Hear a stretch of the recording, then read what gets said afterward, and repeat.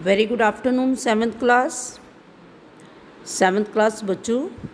कल असी पाठ 4 कुदरत दा पसारा कविता दी 3 पैरे दी व्याख्या अते काव्य सत्रा ते आधारित प्रश्न उत्तर कीते सन।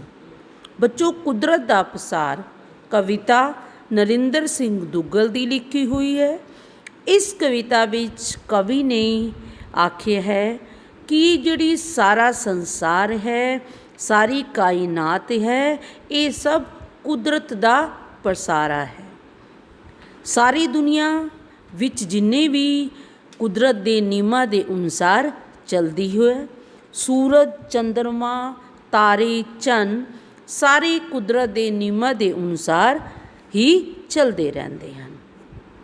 असी बच्चों कल इस कविता दी 3 पैरे कीते सन। अज बच्चों असी इस कविता का चौथा पैरा करने हाँ। तुसी सारे बच्चों ने मेरे नाल नाल इस कविता नू पढ़ना भी है ते समझना भी है।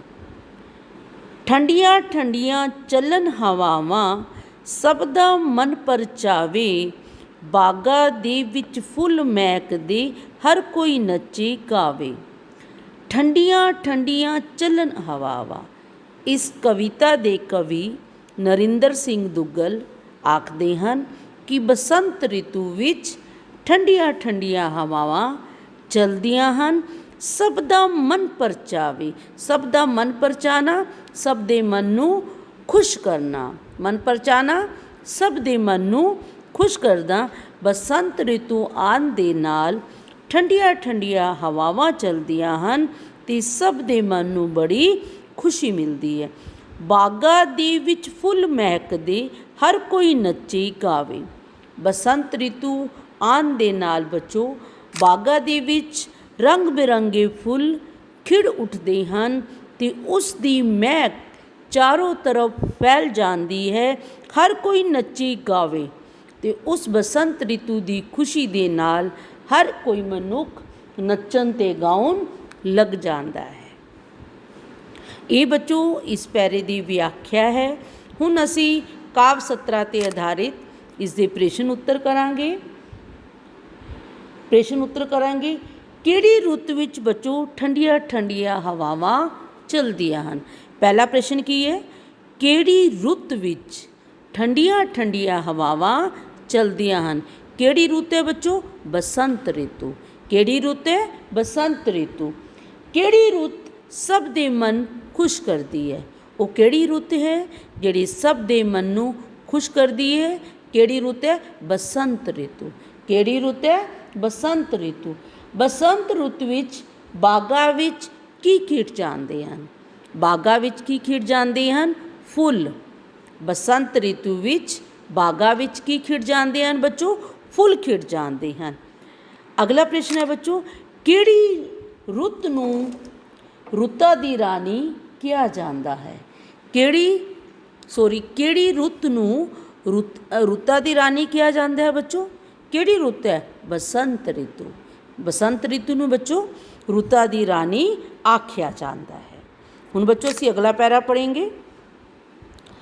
उसरे किधरे महल मनारे, किधरे दिसता पानी, थल तो 3 गुना है पानी, इसदी अजब कहानी। उसरे किधरे महल मुनारे। महल मुनारे की है? इमारतां, वड्डिया वड्डिया इमारतां। किधरे दिसता पानी, थल तो 3 गुना है पानी, इसदी अजब कहानी।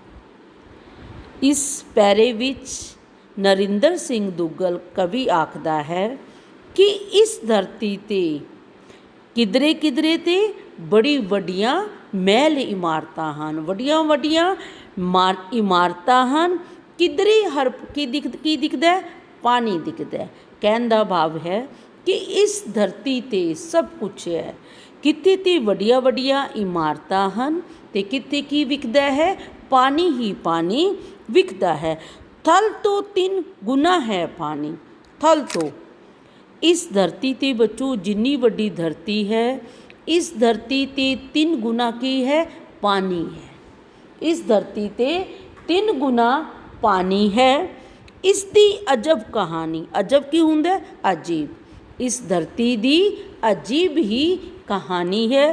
ਕਿਤੇ ਤੇ ਵੱਡੀਆਂ ਵੱਡੀਆਂ ਇਮਾਰਤਾਂ ਹਨ, ਕਿਤੇ ਪਾਣੀ ਦਿਸਦਾ ਹੈ, ਤੇ ਇਸ ਧਰਤੀ 'ਤੇ 3 ਗੁਣਾ ਪਾਣੀ ਹੈ। ਸਮਝ ਆ ਗਿਆ ਬੱਚੋ? ਹੁਣ ਅਸੀਂ ਇਸ ਪੈਰੇ ਦੇ ਪ੍ਰਸ਼ਨ ਉੱਤਰ ਕਰਾਂਗੇ ਬੱਚੋ। ਪਹਿਲਾ ਪ੍ਰਸ਼ਨ ਹੈ, ਮਹਿਲ ਮੁਨਾਰੇ ਸ਼ਬਦ ਦਾ ਕੀ ਅਰਥ ਹੈ? ਮਹਿਲ ਮੁਨਾਰੇ ਸ਼ਬਦ ਦਾ ਕੀ ਅਰਥ ਹੈ? ਮਹਿਲ ਮੁਨਾਰੇ ਸ਼ਬਦ ਦਾ ਕੀ ਅਰਥ ਹੈ ਬੱਚੋ? ਇਮਾਰਤਾਂ। ਕੀ ਅਰਥ ਹੈ? ਇਮਾਰਤਾਂ। ਕੀ ਅਰਥ ਹੈ? ਇਮਾਰਤਾਂ। ਅਗਲਾ ਪ੍ਰਸ਼ਨ ਹੈ ਬੱਚੋ, ਧਰਤੀ 'ਤੇ ਕਿੰਨੇ ਗੁਣਾ ਪਾਣੀ ਹੈ? ਧਰਤੀ 'ਤੇ ਕਿੰਨੇ ਗੁਣਾ ਪਾਣੀ ਹੈ? 3 ਗੁਣਾ। ਕਿੰਨੇ ਗੁਣਾ ਪਾਣੀ ਹੈ? 3 ਗੁਣਾ। ਕਿੰਨੇ ਗੁਣਾ ਪਾਣੀ ਹੈ? 3 ਗੁਣਾ। ਧਰਤੀ ਦੀ ਕਹਾਣੀ ਕਿਸ ਤਰ੍ਹਾਂ ਦੀ ਹੈ? ਅਜੀਬ ਹੈ। ਧਰਤੀ ਦੀ ਕਹਾਣੀ ਬੱਚੋ ਕਿਸ ਤਰ੍ਹਾਂ ਦੀ ਹੈ? ਅਜੀਬ ਹੈ। ਸਮਝ ਆ ਗਿਆ ਬੱਚੋ? ਧਰਤੀ ਦੀ ਕਹਾਣੀ ਕੀ ਹੈ? ਅਜੀਬ ਹੈ। ਇਸ ਧਰਤੀ 'ਤੇ ਕਿੱਥੇ ਕਿੱਥੇ ਕੀ ਵਿਕਦਾ ਹੈ? ਕੀ ਵਿਕਦਾ ਹੈ ਇਸ ਧਰਤੀ 'ਤੇ? ਕਿੱਥੇ ਇਮਾਰਤਾਂ ਵਿਕਦੀਆਂ ਹਨ, ਕਿੱਥੇ ਪਾਣੀ ਵਿਕਦਾ ਹੈ, ਕਿੱਥੇ ਪਹਾੜ ਵਿਕਦੇ ਹਨ। ਸਮਝ ਆ ਗਿਆ ਬੱਚੋ? ਨੈਕਸਟ ਪੈਰਾ, ਸਭ ਕੁਦਰਤ ਦਾ ਹੈ ਪਸਾਰਾ, ਨੇਮ 'ਚ ਸਾਰੇ ਬੰਦੇ, ਕੀ ਸੂਰਜ ਤੇ ਕੀ ਚੰਦਰਮਾ, ਫਿਰਦੇ ਸਾਰੇ ਨਸੇ। ਸਭ ਕੁਦਰਤ ਦਾ ਹੈ ਪਸਾਰਾ। ਇਸ ਕਵਿਤਾ ਵਿੱਚ ਨਰਿੰਦਰ ਸਿੰਘ ਦੁੱਗਲ ਕਵੀ ਆਖਦਾ ਹੈ ਕਿ ਇਸ ਸੰਸਾਰ ਵਿੱਚ ਸਾਰਾ ਜਿਹੜਾ ਖਿਲਾਰ ਹੈ, ਸਾਰਾ ਜਿਹੜਾ ਖੇਲ ਹੈ, ਇਹ ਕਿਸ ਦਾ ਹੈ? ਕੁਦਰਤ ਦਾ ਹੈ। ਕਿਸ ਦਾ ਹੈ? ਕੁਦਰਤ ਦਾ ਹੈ। ਨੇਮ 'ਚ ਸਾਰੇ ਬੰਦੇ। ਨੇਮ ਕੀ ਹੁੰਦਾ? ਨਿਯਮ। ਸਾਰੀ, ਚਾਹੇ ਕੋਈ ਚੰਦਰਮਾ ਹੈ, ਚਾਹੇ ਕੋਈ ਸੂਰਜ ਹੈ, ਚਾਹੇ ਕੋਈ ਚੰਦ ਤਾਰੇ ਹਨ, ਸਾਰੇ ਨਿਯਮ ਦੇ ਵਿੱਚ ਬੰਦ ਕੇ ਆਪਣੇ ਆਪਣੇ ਕੰਮ ਨੂੰ ਕਰਦੇ ਹਨ। ਕੀ ਸੂਰਜ ਤੇ ਕੀ ਚੰਦਰਮਾ। ਕਵੀ ਆਖਦਾ ਹੈ ਚਾਹੇ ਚੰਦਰਮਾ ਹੈ, ਚਾਹੇ ਸੂਰਜ ਹੈ, ਫਿਰਦੇ ਸਾਰੇ ਨਸੇ। ਨਸੇ ਮੀਨ ਦੌੜਨਾ। ਨਸੇ ਮੀਨ ਦੌੜਨਾ। ਚਾਹੇ ਸੂਰਜ ਹੈ, ਚਾਹੇ ਚੰਦਰਮਾ ਹੈ, ਉਹ ਨਿਯਮ ਦੇ ਅਨੁਸਾਰ ਦੌੜੇ ਫਿਰਦੇ ਹਨ। ਅਰਥਾਤ ਇਸ ਸੰਸਾਰ ਵਿੱਚ ਸਭ ਲੋਕ ਨਿਯਮਬੱਧ ਹੋ ਕੇ ਕੁਦਰਤ ਦੇ ਵਿੱਚ ਚੱਲਦੇ ਹਨ। ਇਸ ਕਵਿਤਾ ਦੀ ਅੰਤਮ ਪੈਰੇ ਵਿੱਚ ਬੱਚੋ ਕਵੀ ਨਰਿੰਦਰ ਸਿੰਘ ਦੁੱਗਲ ਸਾਨੂੰ ਇਹ ਸੰਦੇਸ਼ ਦਿੰਦਾ ਹੈ ਕਿ ਸਾਨੂੰ ਵੀ ਆਪਣੇ ਜੀਵਨ ਨੂੰ ਨਿਯਮਬੱਧ ਹੋ ਕੇ ਜੀਣਾ ਚਾਹੀਦਾ ਹੈ। ਜਿਹੜਾ ਮਨੁੱਖ ਆਪਣੇ ਜੀਵਨ ਨੂੰ ਨਿਯਮ ਦੇ ਨਾਲ ਜੀਂਦਾ ਹੈ, ਉਹ ਮਨੁੱਖ ਹਮੇਸ਼ਾ ਆਪਣੇ ਜੀਵਨ ਵਿੱਚ ਤਰੱਕੀ ਪ੍ਰਾਪਤ ਕਰਦਾ ਹੈ। ਇਸ ਕੁਦਰਤ ਵਿੱਚ ਚਾਹੇ ਚੰਨ ਹਨ, ਤਾਰੇ ਹਨ, ਸੂਰਜ ਹੈ, ਇਹ ਸਾਰੇ ਸਾਨੂੰ ਇਹ ਸੰਦੇਸ਼ ਦਿੰਦੇ ਹਨ ਕਿ ਸਾਨੂੰ ਆਪਣੇ ਜਿਹੜੇ ਕੰਮ ਹਨ, ਆਪਣੇ ਜਿਹੜੇ ਵਰਕ ਹਨ, ਉਹਨਾਂ ਸਭ ਨੂੰ ਨਿਯਮਬੱਧ ਹੋ ਕੇ ਕਰਨਾ ਚਾਹੀਦਾ ਹੈ। ਤੁਸੀਂ ਬੱਚੇ ਹੋ, ਤੁਹਾਨੂੰ ਆਪਣੇ ਜੀਵਨ ਵਿੱਚ ਕੀ ਧਾਰਨ ਕਰਨਾ ਹੈ? ਤੁਸੀਂ ਟਾਈਮ ਸਿਰ ਉੱਠੋ, ਆਪਣਾ ਸਕੂਲ ਦਾ ਕੰਮ ਕਰੋ, ਆਪਣੀ ਜਮਾਤ ਲਗਾਓ, ਆਪਣੇ ਵੱਡਿਆਂ ਦਾ ਕਹਿਣਾ ਮੰਨੋ। ਇਹ ਨਹੀਂ ਕਿ ਤੁਸੀਂ ਸਾਰਾ ਦਿਨ ਖੇਡਦੇ ਹੋ ਤਾਂ ਖੇਡਦੇ ਰਹੋ, ਜਾਂ ਸਾਰਾ ਦਿਨ ਟੀਵੀ ਦੇਖ ਰਹੇ ਹੋ ਤਾਂ ਟੀਵੀ ਵੇਖਦੇ ਰਹੋ। ਤੁਹਾਨੂੰ ਨਿਯਮਬੱਧ ਹੋ ਕੇ, ਤੁਹਾਨੂੰ ਵੀ ਆਪਣੀ ਸਮੇਂ ਸਾਰਣੀ ਬਣਾ ਕੇ ਆਪਣਾ ਕਾਰਿਆ ਕਰਨਾ ਚਾਹੀਦਾ ਹੈ। ਜਿਹੜਾ ਵੀ ਮਨੁੱਖ ਆਪਣੇ ਜੀਵਨ ਵਿੱਚ ਨਿਯਮ ਬਣਾਉਂਦਾ ਹੈ, ਨਿਯਮਾਂ ਦੇ ਅਨੁਸਾਰ ਚੱਲਦਾ ਹੈ, ਉਹ ਮਨੁੱਖ ਹਮੇਸ਼ਾ ਆਪਣੇ ਜੀਵਨ ਵਿੱਚ ਤਰੱਕੀ ਪ੍ਰਾਪਤ ਕਰਦਾ ਹੈ।